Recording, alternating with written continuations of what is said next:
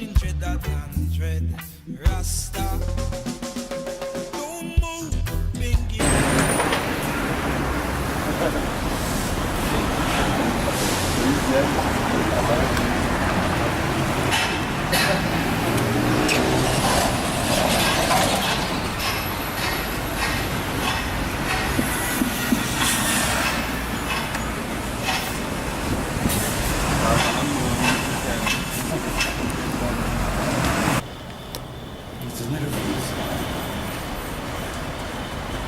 Contando que a gente fugiu completamente de qualquer roteiro. Não é, mas que... Foi um bate-papo, eu falei todo mundo pra ver. Olha que gostoso. É Pamplona, né? Ah, faz esse modelo aí, já Bom, chegamos. Fizemos 3 seminários, né? Esse ano, na realidade, vai ser o 3º seminário que nós vamos fazer. Os 2 primeiros eles foram bem divididos entre a área jurídica e a área medicinal. Né? Teve também o Daniel Feliciano Que Ferreira. inclusive que te conhece, é Silda Merck, né? E foi deu uma palestra sobre o ponto de vista da indústria farmacêutica em relação à legalização, né? E a entrada de novos produtos e tal. Quem foi pra você? Daniel Feliciano Ferreira, Silda Merck. Falou Feliciano, me deu o maior susto. Não é o mesmo, Não. Tá bom. E com isso, né, a gente começou assim, realmente sem muito apoio assim, de professores, né? Nem institucional. Nem institucional da UFSC, né? Realmente a gente colocando um grupo de estudantes, de ativistas, né?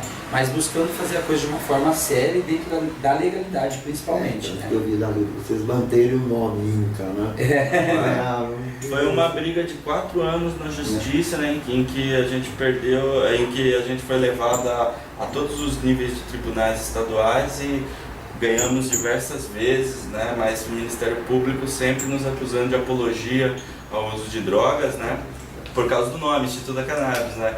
É uma coisa muito curiosa, porque a gente sempre falou, então o Instituto do Câncer faz apologia do câncer, né, porque se o Instituto da Cannabis necessariamente tem que fazer apologia. Nós criamos um grupo aqui chamado Maconho Braço.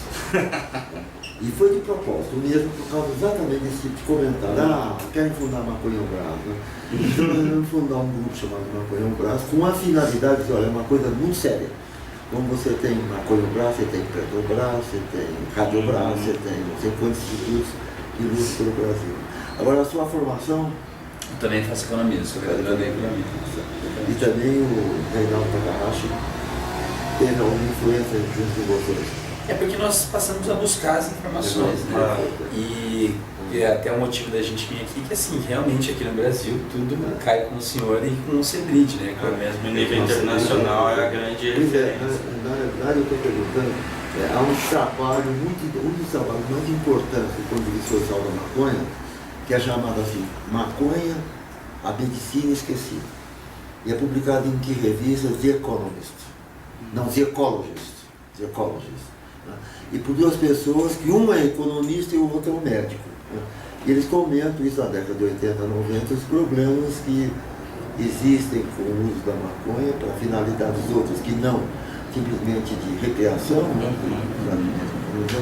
E a dificuldade para quem isso de poder realmente trabalhar livremente, sem pressões. Né? Eu estou perguntando essas coisas pelo seguinte, porque eu tenho uma revisão, só que eu tenho a revisão também em português, isso foi publicado em inglês na Revista Brasileira de Psiquiatria. Tem em português, está aqui. Né? É Pesquisas com a Maconha do Brasil, onde eu faço um histórico da pesquisa da maconha do Brasil, que vou deixar com vocês cópias, e que eu chamo demais a atenção do titular desse prêmio, Ribeiro Duarte. Ribeiro Duarte foi realmente a pessoa que instituiu a pesquisa científica aqui na Escola Paulista de Medicina, uns 50 anos por aí, né? Mais talvez até aqui. Foi a primeira vez que a maconha foi estudada de uma maneira não emocional e não policial. Nós tínhamos antes um livro publicado em 50 e pouco, um livro que era coletânea de trabalhos científicos por autores brasileiros e publicada pelo um serviço público federal. E é um circo de horror. Né? Escreve desde assim, maconha, vício assassino, até os títulos de todos os trabalhos. Eu tive a oportunidade de ver esse. Você vê esse vídeo, tem uma capona grande, né? E o Ribeiro do Vale começou a reverter a situação. E ele formou muita escola. Então, por exemplo, eu queria saber se vocês são tetranetos ou não dele. Quase que. Né?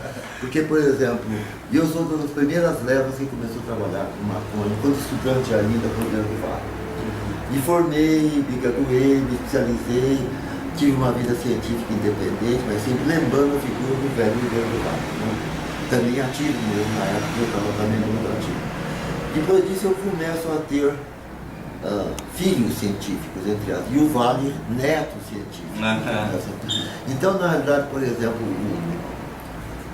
o Takahashi, ele é um neto científico do Ribeiro do Vale, porque ele formou-se com a gente e nós nos formamos com o Ribeiro do Vale.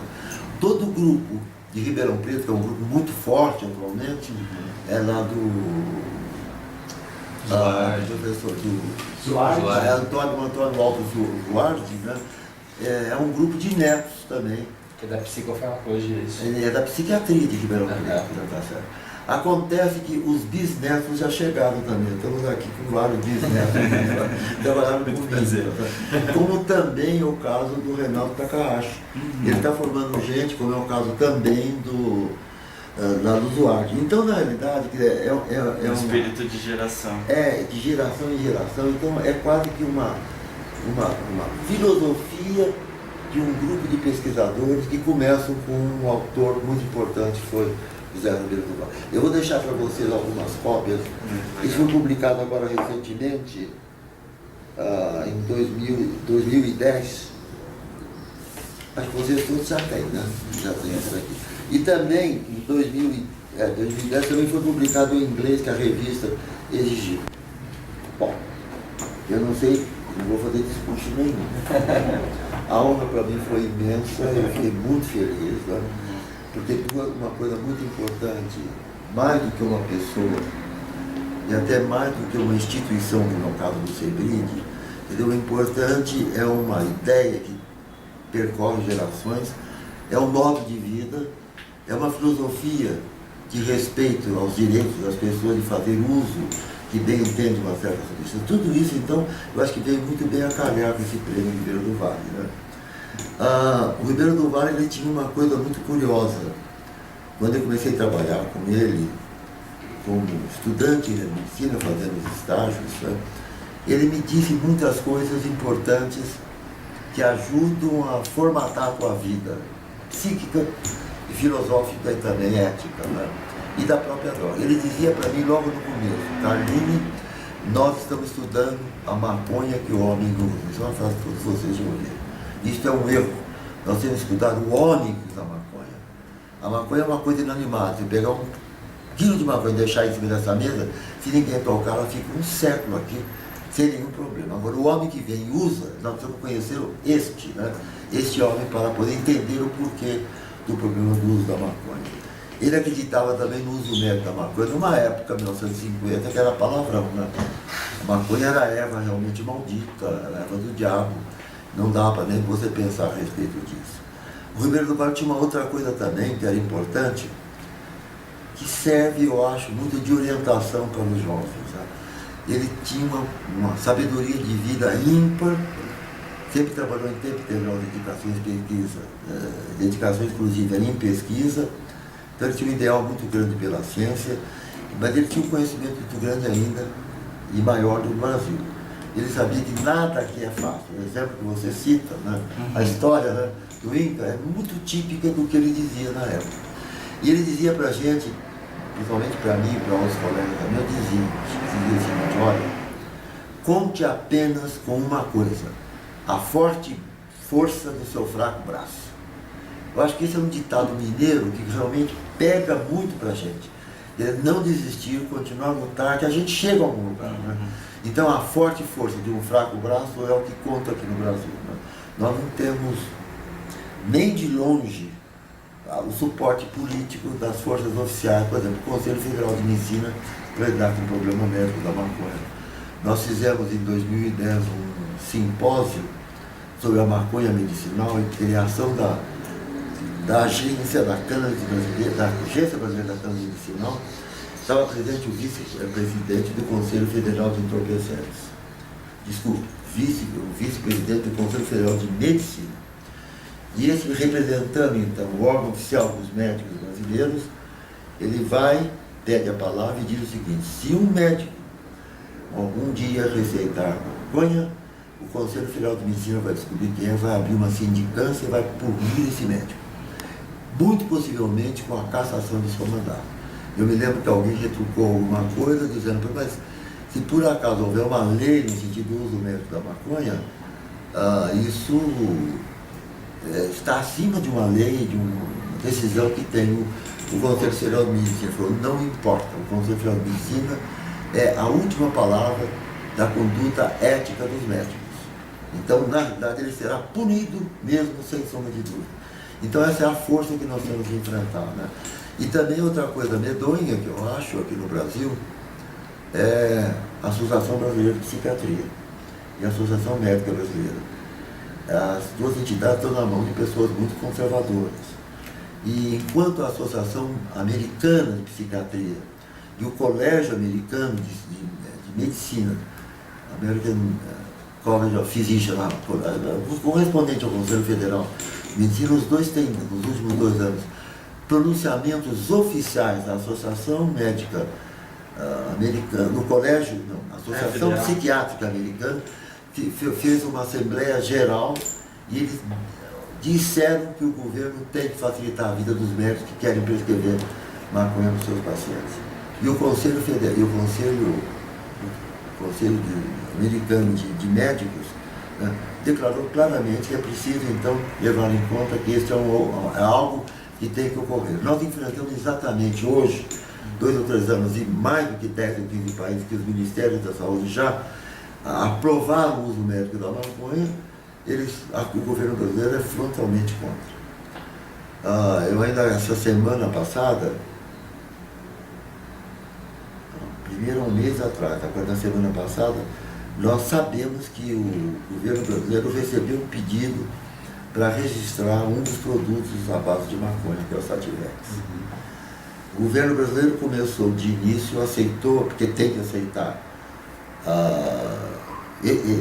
esse pedido, fazer um estudo, dizer sim ou não, e ele parece que aceitou porque manda uma comissão para a Inglaterra para estudar a fábrica de produção de maconha, do Sativex, do produto, né? Da GW. E volta, não, é por boca, como se fosse uma bombinha de... Sim, o produto é da GW. A GW, desculpa, não entendi direito o que você disse antes. Então, voltaram com um parecer muito positivo, muito, e no entanto, paralisou. Há 2 anos que não anda mais o projeto, né? Então a gente agora pediu para que houvesse este reestudo, sabe por que parou? Nós mandamos um ofício, não houve nenhum comentário a respeito, deu uma resposta. A gente telefonou falando diretamente com o diretor científico, presidente da Anvisa, não houve resposta também. E agora parece estar havendo uma organização que eu acho que talvez ele pudesse se incorporar. O deputado Paulo Teixeira e outros deputados estão organizando uma grande petição para solicitar que o uso medicinal da maconha seja finalmente aprovado aqui no Brasil. E vai ser uma pressão muito grande, né? E realmente vai haver um pedido para que muitas entidades possam juntar os esforços de pequena, forte força, fraco, fraco. Nós somos capazes de dar uma porrada naquela gente. A gente fala, finalmente. Bom, gente, olha, tirando para mim o orgulho, essa satisfação muito grande que eu tive de receber esse prêmio, que nada se equipara, porque eu nunca havia acreditado se pregar tão bem como no Brasil. Né? O santo de casa não faz milagre mesmo. Né? Eu recebi um prêmio também, 2 anos atrás, em Washington, a Associação, Sociedade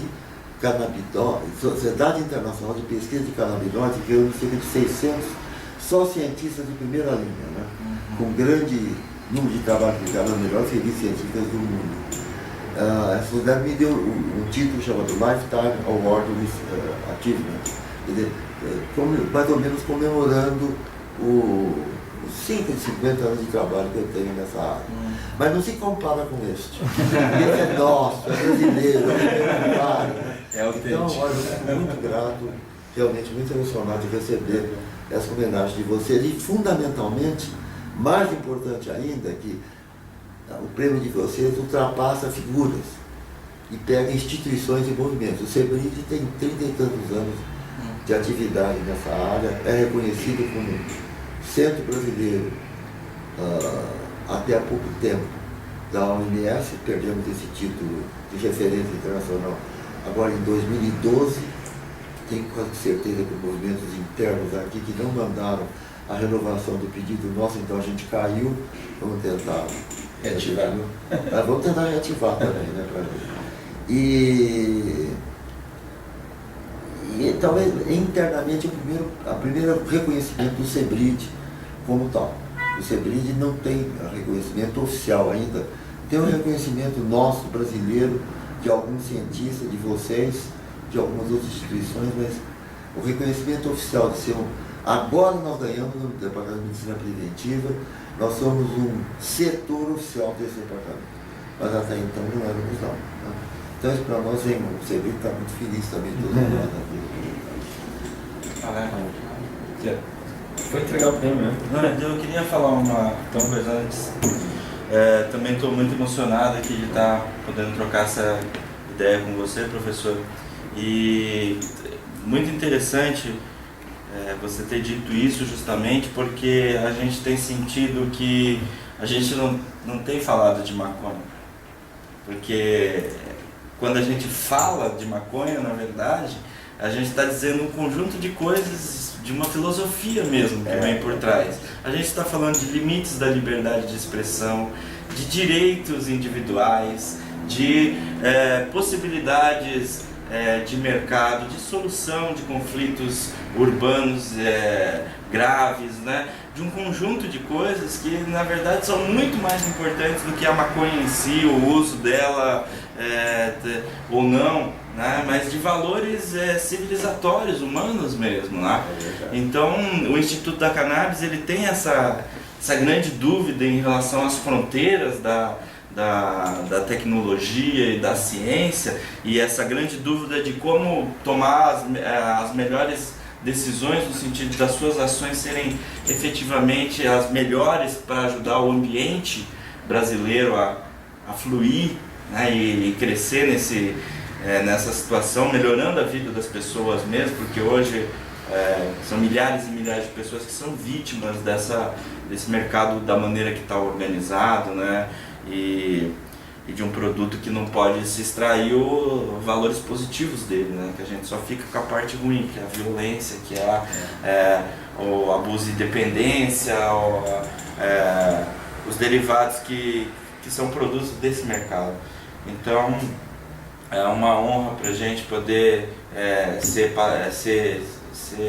brasileiro e ter no nosso país pessoas como você, o Takahashi e outros pesquisadores que na maré, remando contra a maré do senso comum, estão produzindo ciência todos os dias e revolucionando e dando uma perspectiva para quem quer ter uma vida ética e realmente envolvida com os interesses do povo brasileiro, dos valores civilizatórios, possam ter em quem se espelhar. Então, nós é que agradecemos demais todo o seu trabalho, né? E pode ter certeza que nós vamos correr atrás de honrar toda a produção ética que vocês desenvolveram até hoje.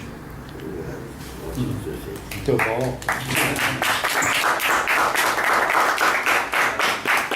Eu não falo tão bonito, minhas palavras são mais curtas, mas é o seguinte, doutor, complementando tudo isso que o Lucas de Oliveira, né, disse, né, é por isso que a gente resolveu ter, eu me considero e considero o Instituto e todo o pessoal do Instituto da Cannabis, que o pessoal vai assistir esse vídeo lá no seminário, né, nossa entrega, que nossa equipe é grande, não é só eu, não é só o Oliveira, né, tem muita gente que soa muito para esse troféu acontecer, para isso tudo, e eu considero a gente ousado, porque nós temos uma vida muito curta, nós temos 6 anos de instituição, né, comparado aos 33 anos do SEBRID, aos mais de 50 anos que o senhor Que 51. Uma boa ideia. Uma boa ideia. Que o senhor dedica à causa, né? E em todo esse tempo que a gente começou, a gente sempre se defrontava com as pesquisas do senhor, não só nos estudos nacionais, nos estudos internacionais, e para todos o senhor é uma referência, né? O Dr. José Ribeiro do Vale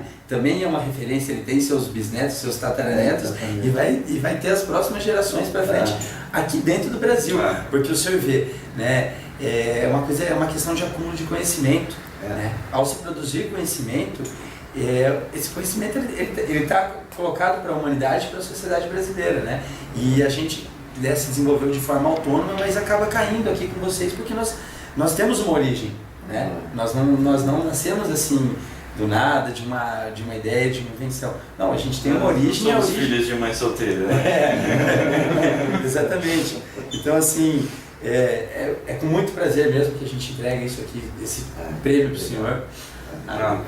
E assim, nossa visão de futuro sobre o Brasil, por causa da água, do sol, das potencialidades, é que o Brasil vai ser o maior produtor de maconha do mundo, com certeza, e de alguma forma a gente vai distribuir a solidariedade do sol e dessa pesquisa toda com o mundo ainda no futuro, né? Para isso que nós estamos trabalhando e nesse sentido que nós entregamos. O Instituto da Cannabis tem a honra de conceder o primeiro prêmio José Ribeiro do Vale, em homenagem ao relevante serviço prestados em prol da pesquisa, informação e ativismo canábico a Carlinhos, né? E aqui também, o Instituto da Cannabis tem a honra de conceder o primeiro prêmio José Ribeiro do Vale, em homenagem aos relevantes serviços prestados em prol da pesquisa, informação, ativismo canábico ao CENIT.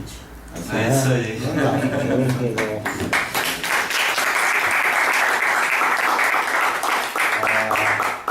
É interessante quando você fala do problema, nosso sol, nosso clima, nós temos tudo para ser, né?